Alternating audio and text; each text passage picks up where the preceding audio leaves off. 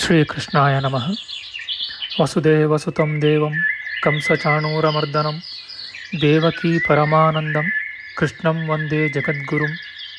ಬ್ರಹ್ಮಸ್ಥಾನ ಸರೋಜ ಮಧ್ಯವಿಲಸಚ್ಛೀತಾಂಶು ಪೀಠಸ್ಥಿತಂ ಸ್ಫೂರ್ಜತ್ಸೂರ್ಯರುಚಿಂ ವರಾಭಯಕರಂ ಕರ್ಪೂರಕುಂದೋಜ್ವಲಂ ಶ್ವೇತಸೃಗ್ವಸನಾನುಲೇಪನಯುತಂ ವಿದ್ಯುದ್ರುಚಾ ಕಾಂತಯ ಸಂಶ್ಲಿಷ್ಟಾರ್ಧತನುಂ ಪ್ರಸನ್ನವದನಂ ವಂದೇ ಗುರುಂ ಸಾದರಂ. ಶ್ರೀ ಗುರುಭ್ಯೋ ನಮಃ. ಲಂಬೋದರಂ ಪರಮಸುಂದರಮೇಕದಂತಂ ರಕ್ತಾಂಬರಂ ತ್ರಿನಯನಂ ಪರಮಂ ಪವಿತ್ರಂ ಉದ್ಯದ್ದಿವಾಕರಕರೋಜ್ವಲಕಾಯಕಾಂತಂ ವಿಘ್ನೇಶ್ವರಂ ಸಕಲವಿಘ್ನಹರಂ ನಮಾಮಿ. ತ್ವಾಂ ದೇವ ವಿಘ್ನದಲನೇತಿ ಚ ಸುಂದರೇತಿ ಭಕ್ತಿಪ್ರಿಯೇತಿ ಸುಖದೇತಿ ಫಲಪ್ರದೇತಿ ವಿದ್ಯಾಪ್ರದೇತ್ಯಗಹರೇತಿ ಚ ಯೇ ಸ್ತುವಂತಿ ತೇಭ್ಯೋ ಗಣೇಶವರದೋ ಭವ ನಿತ್ಯಮೇವ. ಶ್ರೀ ಮಹಾಗಣಪತಯೇ ನಮಃ. ಯಾ ಕುಂದೇಂದು ತುಷಾರಹಾರಧವಳ ಯಾ ಶುಭ್ರವಸ್ತ್ರಾವೃತ ಯಾ ವೀಣಾ ವರದಂಡಮಂಡಿತಕರ ಯಾ ಶ್ವೇತಪದ್ಮಾಸನ ಯಾ ಬ್ರಹ್ಮಾಚ್ಯುತ ಶಂಕರ ಪ್ರಭೃತಿಭಿಃ ದೇವೈಃ ಸದಾ ವಂದಿತಾ ಸಾ ಮಾಂ ಪಾತು ಸರಸ್ವತೀ ಭಗವತಿ ನಿಶ್ಶೇಷಜಾಡ್ಯಾಪಃ. ಶ್ರೀ ಸರಸ್ವತ್ಯೇ ನಮಃ. ವೇದಾರ್ಥತತ್ವವಿಶದೀಕರಣೇನ ಪುಂಸಾಂ ಉಚ್ಚೈರ್ಗತಿಂ ಜಗತಿ ಯೋ ದಯಾಯ ವಿಧಾತುಂ ರಮ್ಯಾಂ ಪುರಾಣಪದವೀಂ ಪ್ರಣಿನಾಯ ತಸ್ಮೈ ಲೋಕೇಶವೈಭವಪುಷೇ ಋಷಯೇ ನಮಸ್ತಾತ್. ತಸ್ಮೈ ವ್ಯಾಸಾಯ ಮುನಯೇ ಸರ್ವಜ್ಞಾಯ ಮಹರ್ಷಯೇ ಪರಾಶರ್ಯಾಯ ಶಾಂತಾಯ ನಮೋ ನಾರಾಯಣಾತ್ಮನೆ. ಶ್ರೀ ವ್ಯಾಸಾಯ ನಮಃ. ನಾರಾಯಣಂ ನಮಸ್ಕೃತ್ಯ ನರಂ ಚೈವ ನರೋತ್ತಮಂ ದೇವೀಂ ಸರಸ್ವತೀಂ ವ್ಯಾಸಂ ತತೋ ಜಯಮುದೀರಯೇತ್. ಕನಕರುಚಿದುಕೂಲಃ ಕುಂಡಲೋಲ್ಲಾಸಿಗಲ್ಲಃ ಶಮಿತಭುವನಭಾರಃ ಕೋಪಿ ಲೀಲಾವತಾರಃ ತ್ರಿಭುವನಸುಖಕಾರಿ ಶೇಷಶಾಯೀ ಮುಕುಂದೋ ಪರಿಕಲಿತರಮಾಂಗೋ ಮಂಗಲಂ ನಸ್ತನೋತು. ನಮಾಮಿ ಗೋವಿಂದ ಪದಾರವಿಂದಂ ಸದೇಂದಿರಾನಂದನಮುತ್ತಮಾಡ್ಯಂ ಜಗಜ್ಜನಾನಾಂ ಹೃದಯ ಸನ್ನಿವಿಷ್ಟಂ ಮಹಾಜನೈಕಾಯನಮುತ್ತಮೋತ್ತಮಂ. ನಮಸ್ತೆ ಚಕ್ರಹಸ್ತಾಯ ಶಾರ್ङ्ಗಹಸ್ತಾಯ ತೇ ನಮಃ. ನಂದಹಸ್ತಾಯ ತೇ ವಿಷ್ಣೋ ಶಂಖಹಸ್ತಾಯ ತೇ ನಮಃ.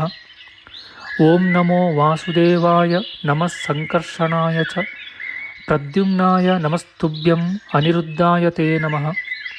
ಪಾತಾಲಾದುತ್ಪತಿಷ್ಣೋರ್ಮಕರವಸತಯೋ ಯಸ್ಯ ಪುಚ್ಛಾಭಿಘಾತಾ ದೂರ್ಧ್ವಂ ಬ್ರಹ್ಮಾಂಡಖಂಡ ವ್ಯತಿಕರವಿಹಿತ ವ್ಯತ್ಯಯೇ ನಾಪತಂತಿ. ವಿಷ್ಣೋರ್ಮತ್ಸ್ಯಾವತಾರೇ ಸಕಲವಸುಮತಿ ಮಂಡಲಂ ವ್ಯಶ್ನುವಾನಃ ತಸ್ಯಾಸ್ಯೋದೀರಿತಾನಾಂ ಧ್ವನಿರಪಹರತಾದಶ್ರಿಯಂ ವ ಶ್ರುತೀನಾಂ. ಶ್ರೀ ಮತ್ಸ್ಯರೂಪಿ ಪರಮಾತ್ಮನೇ ನಮಃ. ಪ್ರಿಯ ಬಾಂಧವರೇ, ನಮ್ಮ ಈ ಶ್ರೀ ಲಾಲೀಕೃಷ್ಣ ಚಾನಲ್ಗೆ ಸ್ವಾಗತ. ಇಂದಿನ ವಿಡಿಯೋದಲ್ಲಿ ನಾವು ಶ್ರೀ ಮತ್ಸ್ಯ ಮಹಾಪುರಾಣದ 117ನೆಯ ಅಧ್ಯಾಯವಾದ ಭೂಗೋಳ ವರ್ಣನ ಹಿಮಾಲಯ ಪರ್ವತದ ವರ್ಣನೆಯ ವಿಚಾರ ಮಾಡೋಣ. ಶ್ರೀಕೃಷ್ಣಾಯ ನಮಃ. ಸೂತಮುನಿಯು ಹೇಳುತ್ತಾನೆ, ಆ ನದಿಯನ್ನು ಕಂಡು ಪುರೂರವ ಮಹಾರಾಜನಿಗೆ ಆನಂದವಾಯಿತು. ಅದರ ತಂಗಾಳಿಯಿಂದ ಅವನ ಆಯಾಸವು ಪರಿಹಾರವಾಯಿತು. ಹಾಗೆಯೇ ಮುಂದೆ ಹೋಗುತ್ತಾ ಅವನು ಹಿಮವತ್ ಪರ್ವತವನ್ನು ನೋಡಿದನು. ಅದರ ಬಿಳಿಯ ಶಿಖರಗಳು ಆಕಾಶವನ್ನು ಮುಟ್ಟುತ್ತಿದ್ದವು. ಪಕ್ಷಿಗಳೂ ಕೂಡ ಅಲ್ಲಿ ಸಂಚರಿಸುತ್ತಿರಲಿಲ್ಲ. ತಪಸ್ಸಿನಲ್ಲಿ ಸಿದ್ಧಿಯನ್ನು ಪಡೆದವರಿಗೆ ಮಾತ್ರ ಅಲ್ಲಿ ಸಂಚಾರವು ಸಾಧ್ಯವಾಗಿತ್ತು. ಎತ್ತ ಕಡೆ ನೋಡಿದರೂ ನದಿಗಳ ಪ್ರವಾಹದ ಅಬ್ಬರವು ಹೊರತು ಮತ್ತಾವ ಸದ್ದು ಕೇಳಿ ಬರುತ್ತಿರಲಿಲ್ಲ. ಅಲ್ಲಿನ ನೀರು ತಣ್ಣಗೆ ಕೊರೆಯುತ್ತಿತ್ತು. ಆ ಪ್ರದೇಶವು ಬಹು ಮನೋಹರವಾಗಿತ್ತು. ಆ ರಾಜನ ಕಣ್ಣಿಗೆ ಹಚ್ಚಗಿರುವ ದೇವದಾರು ವನವು ಆ ಪರ್ವತವು ಉಟ್ಟುಕೊಂಡಿರುವ ಪಂಚೆಯಂತಿತ್ತು. ಮೇಘಮಾಲೆಯಾದರೂ ಮೇಲಕ್ಕೆ ಹೊದೆದುಕೊಂಡಿರುವ ಧೋತ್ರವೆನ್ನುವ ಹಾಗಿದ್ದಿತು.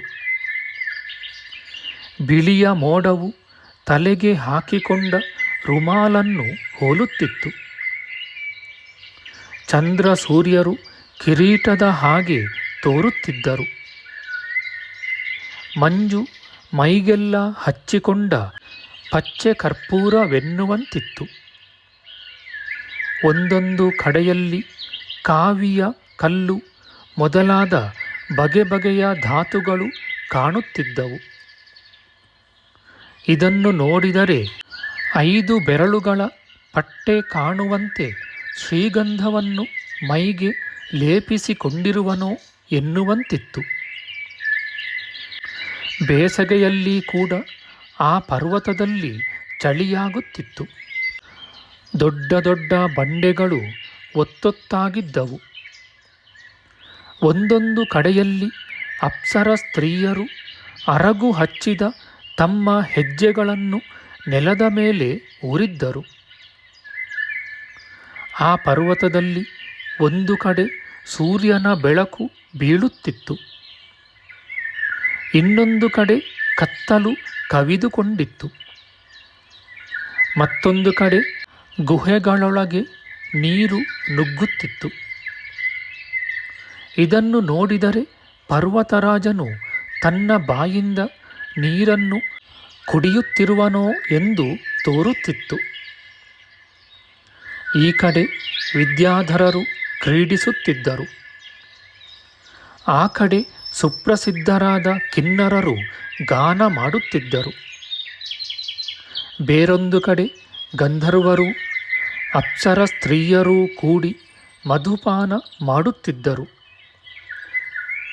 ಅವರು ಮುಡಿದಿದ್ದ ಪಾರಿಜಾತ ಮೊದಲಾದ ಹೂಗಳು ಜಾರಿ ಬಿದ್ದು ನೆಲದ ಮೇಲೆ ಮನೋಹರವಾಗಿ ಶೋಭಿಸುತ್ತಿದ್ದವು. ಗಂಧರ್ವರು ನಿದ್ರೆ ಮಾಡಿ ಎಚ್ಚೆತ್ತು ಬಿಟ್ಟು ಹೋದ ಹಾಸಿಗೆಗಳು ಅಲ್ಲಲ್ಲಿ ಗೋಚರವಾಗುತ್ತಿದ್ದವು. ಅವುಗಳ ಮೇಲೆ ಹರಡಿದ್ದ ಹೂಗಳೆಲ್ಲ ಕಸಕಿ ಹೋಗಿದ್ದವು.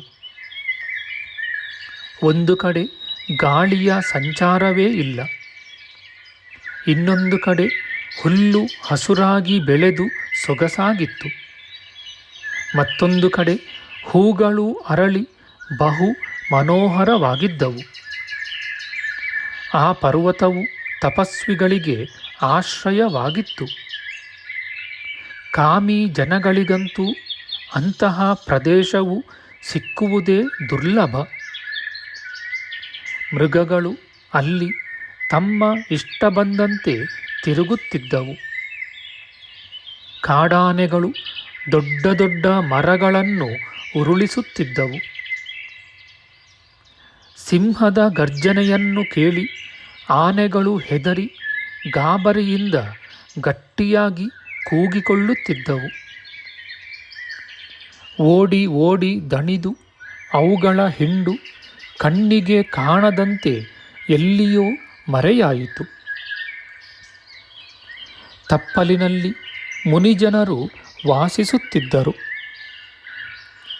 ಅಲ್ಲಲ್ಲಿ ಲತಾಗೃಹಗಳು ಸುಂದರವಾಗಿದ್ದವು. ಆ ಬೆಟ್ಟದಲ್ಲಿ ಉತ್ಪನ್ನವಾದ ರತ್ನಗಳನ್ನು 3 ಲೋಕಗಳಿಗೂ ಅಲಂಕಾರಕ್ಕಾಗಿ ಕೊಂಡೊಯ್ಯುತ್ತಿದ್ದರು. ಶ್ರೇಷ್ಠವಾದ ಸರ್ಪಗಳಿಗೆ ಅದು ನೆಲೆಮನೆಯಾಗಿದ್ದಿತು. ಮಹಾತ್ಮರು ನಿತ್ಯವೂ ಅದನ್ನು ಸೇವಿಸುತ್ತಿದ್ದರು. ವಜ್ರ ವೈಡೂರ್ಯಾದಿಗಳಿಂದ ಸಮೃದ್ಧವಾದ ಆ ಪರ್ವತವನ್ನು ನೋಡಬೇಕಾದರೆ ಪುಣ್ಯವಿರಬೇಕು. ತಾಪಸರು ಅಲ್ಪಕಾಲದ ತಪಸ್ಸಿನಿಂದಲೇ ಅಲ್ಲಿ ಸಿದ್ಧಿಯನ್ನು ಪಡೆಯುವರು. ಅದರ ದರ್ಶನ ಮಾತ್ರದಿಂದ ಪಾಪಗಳೆಲ್ಲ ಪರಿಹಾರವಾಗುವವು. ದೊಡ್ಡ ದೊಡ್ಡ ಕಮರಿಗಳು, ಹಳ್ಳಗಳು, ಜಲಪಾತಗಳು ಇವುಗಳಲ್ಲಿರುವ ನೀರಿನ ತುಂತುರನ್ನು ಹೊತ್ತು ತಂದು ವಾಯುವು ಆ ಪ್ರದೇಶಕ್ಕೆಲ್ಲ ಆನಂದವನ್ನು ಬೀರುವುದು. ಬಲು ಎತ್ತರವಾದ ಶಿಖರಗಳ ತುದಿಯಲ್ಲಿ ಕೂಡ ಒಂದೊಂದು ಕಡೆ ನೀರು ನಿಂತಿರುವುದು. ಅಲ್ಲಿ ಸೂರ್ಯನ ತಾಪವು ದುಸ್ಸಹವಾಗಿರುವುದು. ಅಲ್ಲಿಗೆ ಹೋಗುವ ಯೋಚನೆಯನ್ನು ಮನಸ್ಸಿನಲ್ಲಿ ಸಹ ಮಾಡಲು ಸಾಧ್ಯವಾಗದು. ಅತ್ಯುನ್ನತವಾದ ದೇವದಾರು ವೃಕ್ಷಗಳ ಕೊಂಬೆಗಳು 4 ಕಡೆಗೂ ದಟ್ಟವಾಗಿ ವ್ಯಾಪಿಸಿರುವವು. ಇವುಗಳಿಂದ ಆ ವನ ಪ್ರದೇಶವು ಮನೋಹರವಾಗಿ ಕಾಣುವುದು. ಆ ಪರ್ವತದ ಎತ್ತರವಾದ ಶಿಖರಗಳು ಹಿಮದಲ್ಲಿ ಮುಚ್ಚಿ ಹೋಗಿವೆ. 100 ಜಲಪಾತಗಳು, ಗಿರಿಝರಿಗಳು ಕಂಗೊಳಿಸುತ್ತಿವೆ. ಒಂದೊಂದು ಕಡೆ ನೀರೆಂಬುದು ಮಾತಿನಲ್ಲಿ ಹೊರತು ನಿಜವಾಗಿ ಸಿಕ್ಕದು. ಗುಹೆಗಳು ಮಂಜಿನಲ್ಲಿ ಹೂತು ಹೋಗಿವೆ. ಇಂತಹ ವಿಷಮ ಪ್ರದೇಶವದು. ಮಹಾಮಹಿಮನೂ ಮದ್ರಭೂಪಾಲನೂ ಆದ ಪುರೂರವ ಮಹಾರಾಜನು ಸುಂದರವಾದ ಆ ತಪ್ಪಲು ನೆಲವನ್ನು ಕಂಡು ಸಂತೋಷದಿಂದ ಅಲ್ಲೇ ಓಡಾಡುತ್ತಾ ಒಂದಾನೊಂದು ಸ್ಥಳಕ್ಕೆ ಬಂದನು.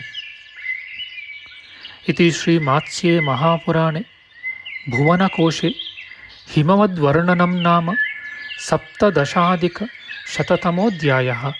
ಶ್ರೀಕೃಷ್ಣಾರ್ಪಣಮಸ್ತು.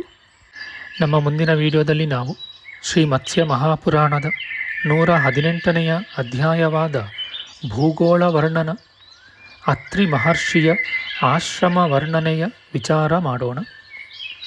ಆಧ್ಯಾತ್ಮಿಕ ಚರ್ಚೆ ಮತ್ತು ವಿಚಾರ ವಿನಿಮಯಕ್ಕಾಗಿ ಶುರು ಮಾಡಿದ ಈ ಚಾನಲ್ನಲ್ಲಿ ನಾವು ಅಪ್ಲೋಡ್ ಮಾಡುವ ಎಲ್ಲ ವಿಡಿಯೋಗಳನ್ನು ಸಂಪೂರ್ಣವಾಗಿ ನೋಡಿ ನಿಮ್ಮ ಸಲಹೆಗಳನ್ನು ಕಮೆಂಟ್ ಬಾಕ್ಸ್ನಲ್ಲಿ ಬರೆಯಿರಿ. ದಯವಿಟ್ಟು ಈ ಚಾನಲ್ಗೆ ಸಬ್ಸ್ಕ್ರೈಬ್ ಮಾಡಿ ಹಾಗೂ ಬೆಲ್ ಬಟನ್ ಒತ್ತಿ ನಾವು ಹಾಕುವ ಎಲ್ಲ ವಿಡಿಯೋಗಳನ್ನು ನೋಡಿ ಪ್ರೋತ್ಸಾಹಿಸಿ. ಕೃಷ್ಣಂ ನಾರಾಯಣಂ ವಂದೇ, ಕೃಷ್ಣಂ ವಂದೇ ವ್ರಜಪ್ರಿಯಂ, ಕೃಷ್ಣಂ ದ್ವೈಪಾಯನಂ ವಂದೇ, ಕೃಷ್ಣಂ ವಂದೇ ಪೃಥಾಸುತಂ. ಶ್ರೀಕೃಷ್ಣಾಯ ನಮಃ.